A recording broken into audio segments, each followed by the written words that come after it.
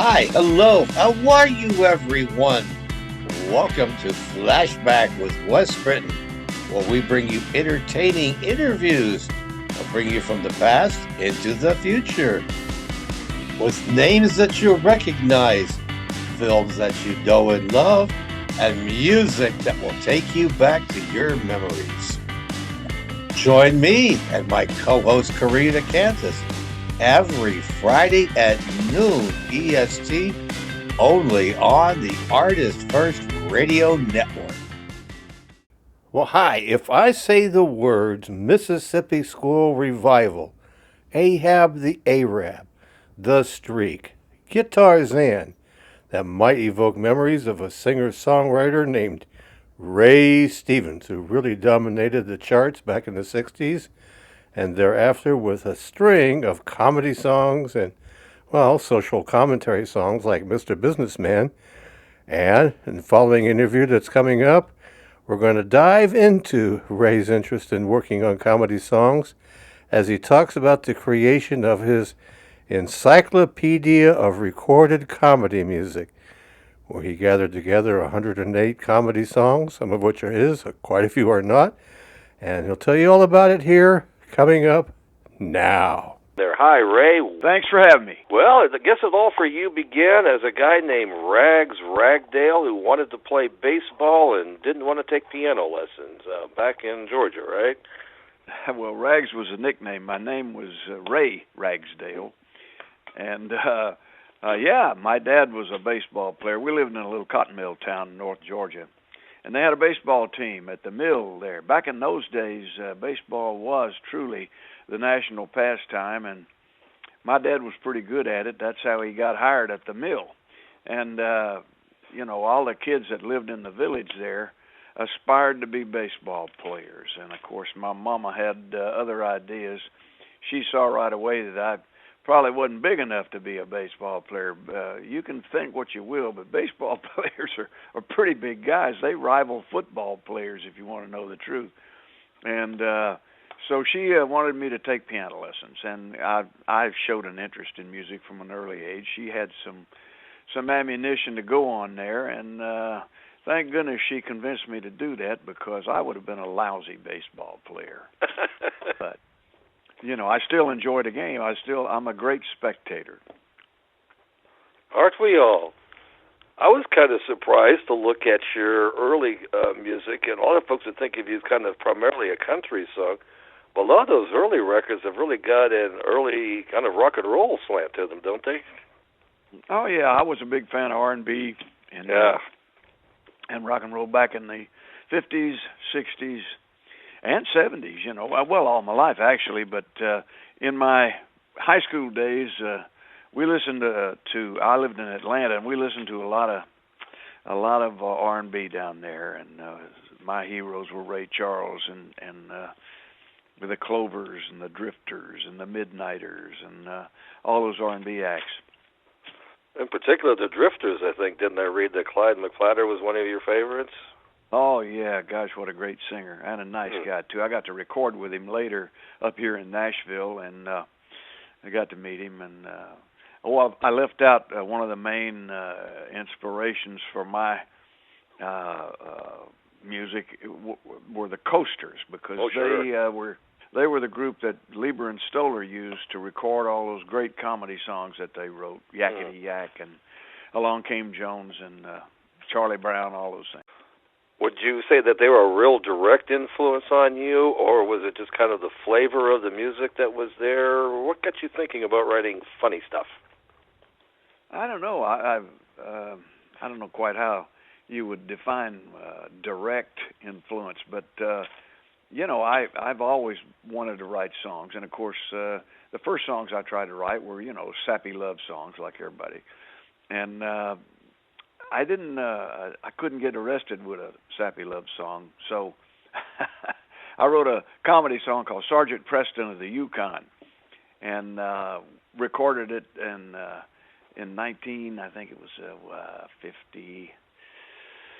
59 or 60 maybe. And we put it out on a label.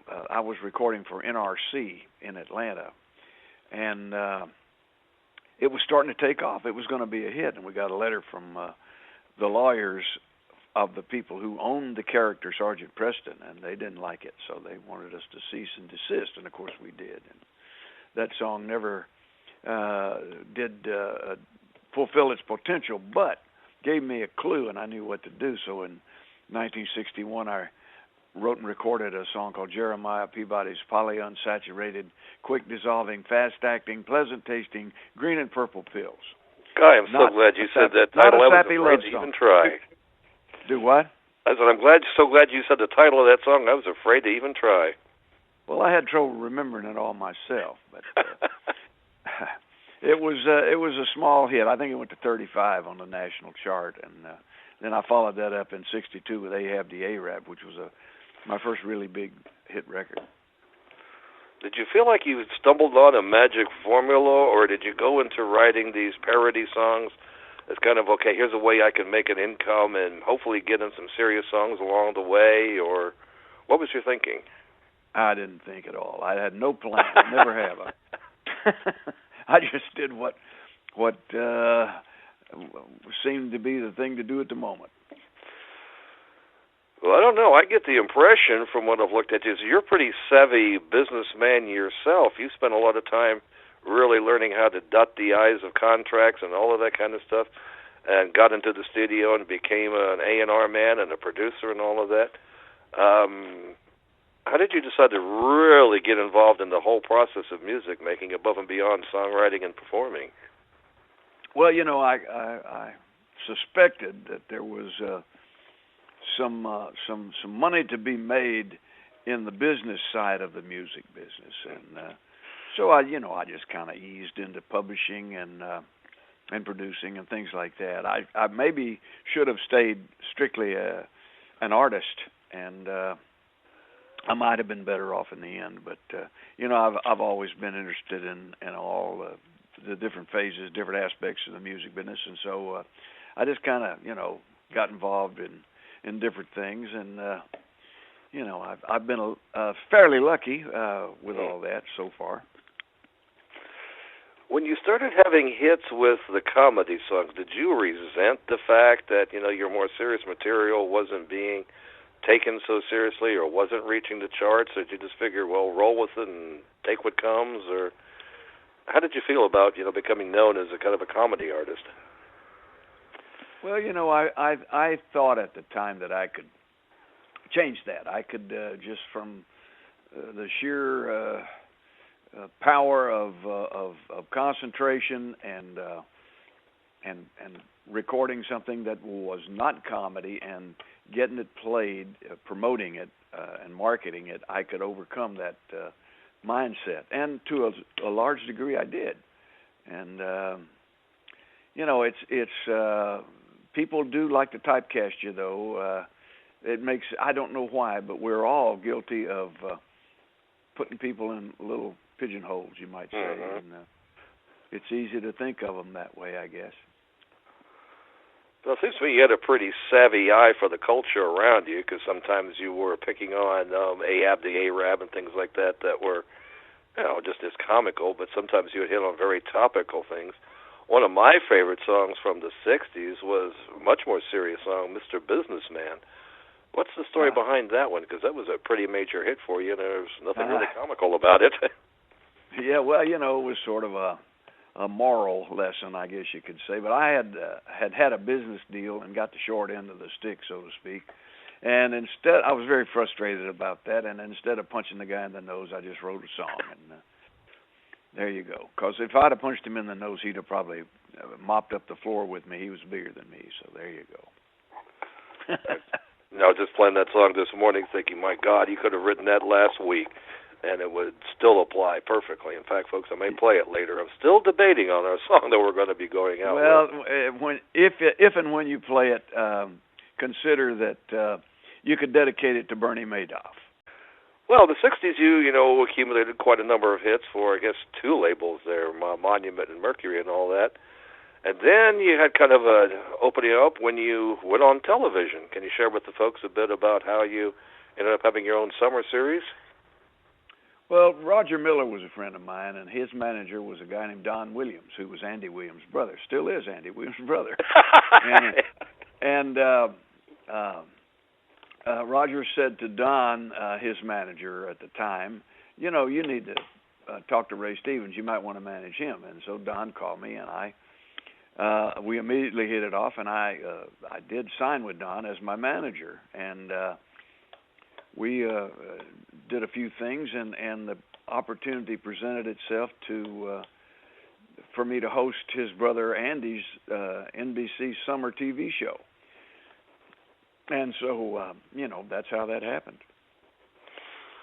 It seems like this was a period where you found yourself becoming more and more associated with kind of adult contemporary and country. Was that just sort of how things happened, or did you have it designed that this was an audience that took to what you were doing? How did you kind of evolve from those early, like that, you know, Jeremiah Peabody and all that is a very much a 60s kind of sort of thing, but country seemed to be the direction you were going. Yeah. You know, I don't know how it happened. You know, back in those days, people weren't so compartmentalized, I guess you could say. Yeah. You know, everybody didn't go say, "Oh, he's this type of music and that's this type of music," and you know, they didn't put everything in little boxes. You know, radio stations had playlists that were pretty eclectic, if you remember. And it was a lot more fun to listen to the radio because today you listen to the radio and the next record sounds like the one before, and on and on and on, and they all sound so similar. Back in the old days, you could hear R&B song, and then you could hear Mantovani. You know, I mean, yeah, it was a lot of fun. Oh yeah, I was thinking you could hear the Statler Brothers, and then Love Is Blue, and then the Beatles, and then Motown, and yeah, it was a lot more varied on AM radio.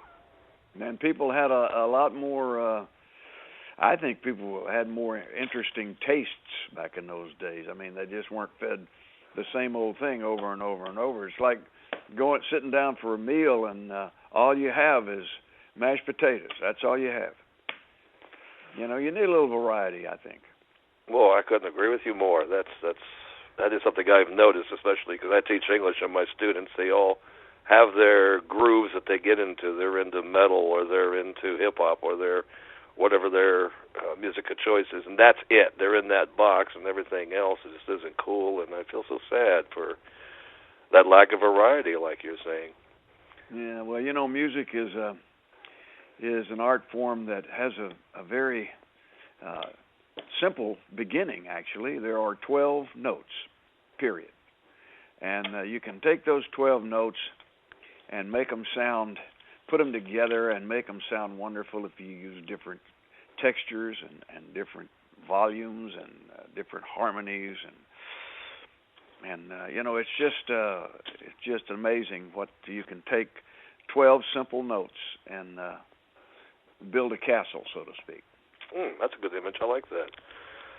Well, while we're kind of bouncing around the 70s a little bit, I can't not ask you about The Streak, because I know that's a lot of people's favorite song of yours. I guess it's probably one of your two top hits. That was just one of those things you kind of knocked out in an afternoon sort of thing. How'd that song come about?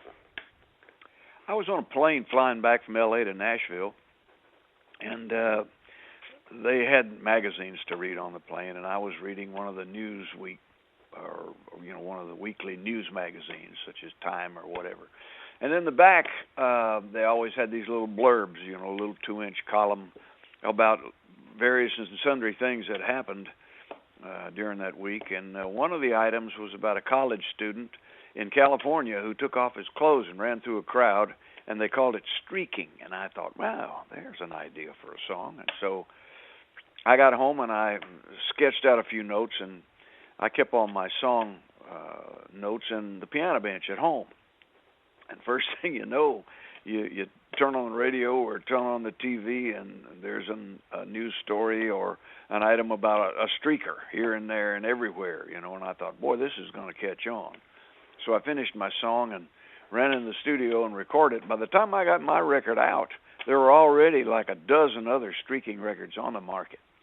I mean, everybody had the same idea. I think mine was the one that made it simply because I started writing my song a week or two before they did because of that article in that magazine on that airplane. Is that kind of a common technique for you to be kind of watching the news and watching the headlines and watching what's of topical interest and see if you can come up with a song about it, whether it be serious or comical, but react to what you're saying?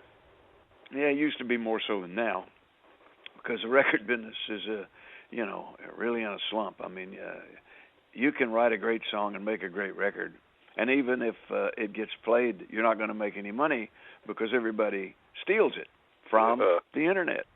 Napster was a terrible thing to the music business. I mean, it was like we spent all this money and all this time and effort and talent making records, and we couldn't sell them because everybody just stole them. So, people who are in the arts, they're not in it for the money primarily, and people are still going to make records. But they're not going to make as much money as they used to. Matter of fact, they're not going to really make anything because all the kids these days think music is free. And let me tell you something, kids, it's not free. And, it's sort of killing the goose, really. I haven't really resumed making notes and being as active in songwriting as I used to be simply because the reward is just not there. Yeah, I've heard various musicians tell me that it used to be once upon a time you would make a record and go out on the road and tour to promote it, and now it's the other way around. You make a record to have something to have when you're actually planning on making your money when you're out on the road. And you had one response to touring back when you kind of set up a theater in Branson so you could do it all in one place, right? Yeah, I guess so. But, when I was describing not having the incentive to write songs, a minute ago, I'm speaking strictly as a songwriter. Mm-hmm. Now, there's a point to be made, which you just made, about the artist can go out and work and sell tickets to a show if he's got a song that is successful, even though the songwriter doesn't really realize much income at all from it. Seems like you're going to switch gears in this last decade. You're doing a lot more with videos than you are doing with recording songs. Are you finding that doing videos is doing you well? You got to not only make the record, now you got to go out and put a picture to it. And it's challenging. It's fun, though. I guess that leads me to your latest and greatest project is the Encyclopedia of Comedy Music. How did that come about? Yeah. That's a massive, massive achievement there. Well, I've always been a big fan of comedy songs, and I decided, I ought to record all the great comedy songs that ever were and put them in one album or one box set, you might say, and call it the Encyclopedia of Comedy, recorded comedy music, because if I don't do it, who will? And so I did that. It took me 2 years, but there are 108 songs in the package, and I even put a little coffee table book in there that talks about each song and the writers and the artists, and I call it the owner's manual. And it was a lot of fun doing it, and it's just out for the last few months, and it's again I'll say it's called the Encyclopedia of Recorded Comedy Music. Well, I know you can't cover 108 songs. Can you give some folks some samples of or idea of the songs that you covered? These are all done by mostly other artists, right? Well, yeah, because 108. I haven't I haven't had 108 comedy song hits, but a lot of them are mine. But some of the others that I didn't do, of course, are the coasters that I mentioned earlier, and Roger Miller, and songs like Please Mr. Custer, I Don't Want to Go. And It seems like when you put that together, I read that you don't think comedy songs have gotten the respect that they deserve. Can you elaborate on that? Well, yeah, there was a mindset out there, and I hope to kind of turn that around, especially with this product, but that comedy songs were a fast burn, here today, gone tomorrow. And I don't think it's that way at all, because let's face it, you hear a great comedy song, you'll remember it as long or longer than you do a straight love song, so to speak. Well, do you think that's because so many comedy songs are going to be topical? They're referring to something that's happening in the headlines or in the news, like we were talking about earlier. And once that news story has passed, they perhaps don't have the shelf life of a less anchored song in the headlines. Yeah. Well, that's a good point. And and all comedy songs do not fit the criteria that I laid out just a second ago, but a lot of comedy songs are not strictly just topical. They're about a broad spectrum of emotions and feelings, and they're not here today, gone tomorrow. They're here to stay. Yeah, that's kind of why I led off with the Mississippi Squirrel Revival, because that's like anytime, anywhere, any place. And maybe in Mississippi, but I can imagine that happening in Indiana, Utah, or anywhere else in the world. That's an evergreen, it would seem to me. So what are you doing? What are you planning for the future? Because I know you're not letting any grass grow under your feet, I don't think. Well, TNN just came back on the air with the national network, TV channel, and they're lining up stations across the country right now to broadcast the channel. And we just heard that they're going to be in, I'm estimating 100 million households real soon, and that's a lot of people with the ability to tune in. And they asked me to do a show for the channel, and I did. I call it reality TV, and we're finishing up production of the first 26 shows right now. Reality TV on TNN. Well, I know that you've got lots of political thoughts, because you've been talking about that in lots of different, talk shows over this last decade. Do you see lots of opportunities for songs this year that you might turn into parody songs? Any of your thoughts and feelings and beliefs you're working on to write songs? Oh gosh, yeah. I mean, I'm working on a couple of songs right now that are politically motivated, you might say. All right, folks. Well, you got a sampling of the past, and you got a sampling of the present, and a few hints of what's coming down the future. Well, I hope you enjoyed our little stroll down memory lane with Ray Stevens. Don't get to do that every day, but I was sure glad I had the opportunity. So, I'm going to sign off for now, and see you next time here at Flashback with Wes Britton. Well, we hope you enjoyed that episode. Don't forget that all past shows are archived on the Artist First Radio Network. And join us next week for another exciting episode of Flashback.